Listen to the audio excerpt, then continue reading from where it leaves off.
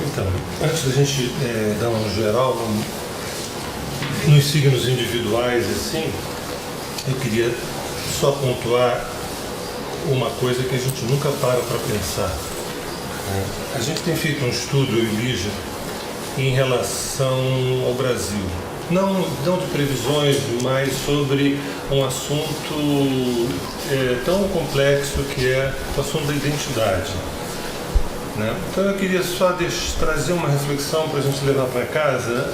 Nós construímos uma natureza cétupla, 7 degraus que constroem o rosto desse brasileiro. O brasileiro, ele é formado pelo pé, pela cintura, pela genitália, pelo riso, pelo imaginário, pelos milagres e pelo adiamento. Essas 7 características são, nos parece, a nossa manifestação até então. A gente funciona com os pés, a gente funciona com a cintura, a gente funciona com a genitália, a gente funciona com o riso, a gente funciona com o imaginário, né? Funcionamos com os milagres e com o adiamento. Amanhã vai ser melhor. Não hoje. Oi? Não hoje. Não hoje, amanhã vai ser melhor. Não 2015, depois vai ser melhor. Vocês devem ter ouvido falar no Roberto Mangabeira Unger, né? Ele recentemente, num programa de televisão, ele foi questionado sobre como ele viu o Brasil, essa coisa toda, se o problema do Brasil era a corrupção, se o problema do Brasil era a economia. E ele soltou uma pérola. Ele disse que, do ponto de vista dele, a tragédia brasileira era o desperdício de vitalidade. Que ele achava o Brasil e o brasileiro com uma verve, uma seiva de estupenda vitalidade, desperdiçada, jogada na latrina, falando de importação, de gestão de primeiro mundo, importação de uma democracia americana, importação. E ele sempre falava da necessidade da gente construir o nosso jeito. Então, tudo que a Lígia falou sobre 2015, que na verdade é 2014, é 2013, é 2012, é 2016, até que mude, e está mudando e vai mudar. Esse Brasil de hoje não é o mesmo de 10 anos atrás, não é o mesmo de 20 anos atrás, não é o mesmo de 30 anos atrás. Esse Brasil está mudando e vai mudar. Mas não é assim, virou o ano, mudou. Entendeu? Nem às vezes quando muda o governo, né? Uma das falas do próprio Mangabeira, ele disse uma coisa curiosa, que esse sistema presidencialista, que é um sistema que ele é um apologista, mas ele foi criado para o governo poder ter uma estrutura de manutenção, não de transformação. A relação entre presidente e Congresso é uma relação de empate técnico. Então a palavra transformação é uma palavra praticamente impossível. Você pode fazer pequenas reformas e manter. Então, não transformar. Eu queria que a gente pudesse levar para casa, quando eu falo de... Nada disso é pejorativo. O que eu acho pejorativo é a importação de modelos racionalistas, primeiro-mundistas, né? Quando eu falo de pé, de cintura, de pelvis, de riso, de imaginário, de milagres e de adiamento, a palavra adiamento ela é irônica, mas é assim que acontece. Infelizmente é assim que acontece. Nós somos o país do futuro. Desde que eu nasci, nós somos o país do futuro, né? E eu nunca vi esse futuro chegar, porque eu conheço agora, né? Então, eu queria que vocês tomassem essas 7 palavras não como uma cartografia depressiva, porque nós também nesse estudo percebemos, vocês nos desculpem, mas com todo carinho, com todo amor, eu aprendi a amar o Brasil quando eu fui morar em Londres, sabe? Eu fui morar em Londres e eu vi que o Brasil é o maior país do planeta, entendeu? E realmente, mas nesse estudo a gente chegou a uma conclusão tão óbvia que o brasileiro é delirante. O brasileiro é delirante. é delirante, é bipolar, ele vai de um ufanismo à depressão, do ufanismo à depressão. Esse mapa fala disso. O mapa fala disso. O mapa fala disso. Mas fala de coisas maravilhosas também, que é o outro lado, né?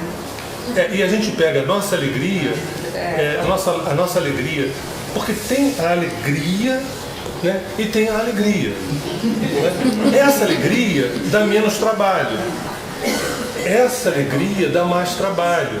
Porque parece que 5 séculos é pouco. 5 séculos é pouco.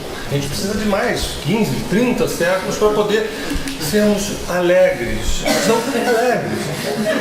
Porque isso vai embora. Veio, foi.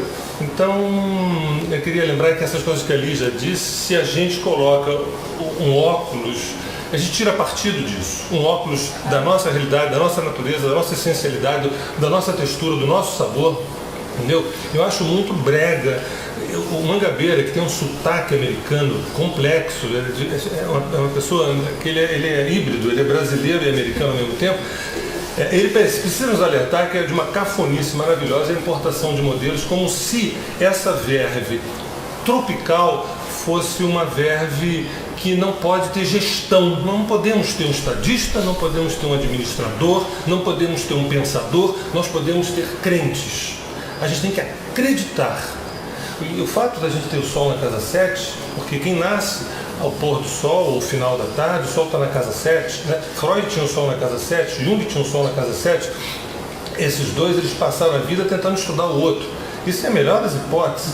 A pior das hipóteses é quando você passa a vida dependendo do outro, né? Como dependemos dos portugueses, depois dos franceses, depois dos americanos. Quando eles vão embora, a gente fica assim... E agora os chineses, cadê? Agora, esse sol na 7, virginiano, nosso com ascendente peixe, nos fala da busca de um salvador. A busca de um salvador, de um herói. Sabe? E é cafona. É cafona, além de ser mentira. Agora, até que a gente se convença, porque é muito mais legal. Sabe aquelas histórias que o cavaleiro vai passar e a donzela, ele vai pegar a donzela, porque o Brasil é feminino, o Brasil não é masculino, o Brasil é feminino, o Brasil é mulher. A Nossa Senhora da Aparecida, o Brasil é feminino. As mulheres mais lindas desse planeta estão no Brasil. Infelizmente, eu mesmo não posso dizer dos homens. Gostaria. O Brasil é um país feminino. Então fica esperando que o cavalo branco vai passar, vai levar. Gente, esse dia não vai chegar. Então, eu coloco essa natureza cétupla como uma valorização, não, jamais como uma depreciação. Eu acho que a gente não se leva a sério, essa que é a questão. E o sério é o nosso sério, não é o sério, né, do primeiro mundo, né? Assim, pois eu acho que a gente ficou muito mobilizado com a fala do Mangabeira Unger, né? Mas eu acho que o que eu queria trazer aqui é essa coisa assim, descobrir o nosso jeito. E isso começa no indivíduo. Então, se a gente está no período de transição, de arrumação da casa, na prática, arrumar a casa, assim, nesses termos, significa descobrir esse nosso jeito. Isso começa individualmente. Quais são meus talentos? Quais são os talentos que eu tenho que eu não uso apropriadamente? Né? Quais são os recursos e como que eu uso meus talentos e recursos como pessoa e indivíduo aqui? Como é que eu crio condições para que isso possa ser manifestado da forma mais ampla possível? E aí a gente vai criando ondas, né?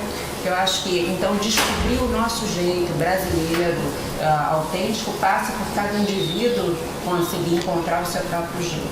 Né?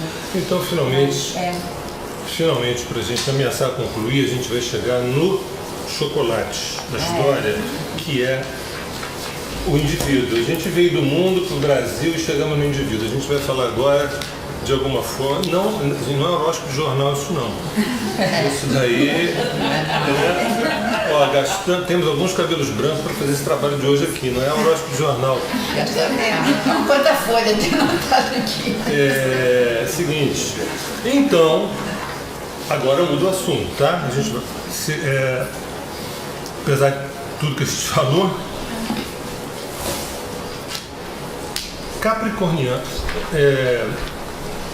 capricornianos, librianos, arianos e cancerianos do segundo decanato. Vamos combinar uma coisa rápida aqui. Tá? Primeiro decanato de um signo é do dia 21 ao dia 31. De qualquer signo. Tá? São 3 decanatos. 10 graus, 10 graus, 10 graus, 30 graus cada signo. Primeiro decanato, dia 21 ao dia 31. Segundo decanato, do dia 1º ao dia 10. Sempre tem uma pequena flutuação, às vezes vai dia 11, dia 9. E o terceiro e último decanato, do dia 10 ao dia 20. Aí eu nasci dia 18, terceiro decanato. Eu nasci dia 9, segundo decanato. Eu nasci dia 23, primeiro decanato. Tá? Para a gente poder conversar. Então, o povo do segundo decanato, portanto, do dia 1º ao dia 10 de Capricórnio, Câncer, Libra e Áries, né? É um período revolucionário, é um período de fortes transformações. Na verdade, coube a mim a interpretação de todos que a gente vai falar agora, a mais difícil, né? Porque o Plutão está dando uma... Quando o Plutão ele quadra com o Sol, que é o caso, e conjunção também, né? No caso de Capricórnio, é hora, como se diz, de perder a pele, de mudar, mas não é uma coisa tão simples, nem tão fácil, nem tão gostosa, nem não tão prazerosa. Implica muitas vezes ruptura, despedida, mudanças de padrões comportamentais, atitudes. O Plutão, para esse povo, dos signos cardinais, Áries, Libra, Câncer e Capricórnio, vai exigir um nível de consciência, um nível de trabalho terapêutico maior para compreender o que está acontecendo. A gente está abrindo esse finalzinho da nossa fala agora por um dos aspectos mais tensos, mais difíceis, que é uma revolução às vezes forçada, muitas vezes forçada. Fui obrigado a ter que mudar, fui obrigado a ter que me transformar, porque... E sim, um detalhe importante que eu esqueci de falar. Quem tem ascendente, quem sabe o ascendente, quem sabe a Lua, isso que eu estou falando está valendo também, não é só para o signo. Eu tenho a Lua em Capricórnio e eu sei que a minha Lua em Capricórnio está no segundo decanato, está valendo. Quem não sabe fica com o signo que está de bom tamanho. Né? Isso serve para todos os outros aspectos que a gente vai falar, tá bom? Isso.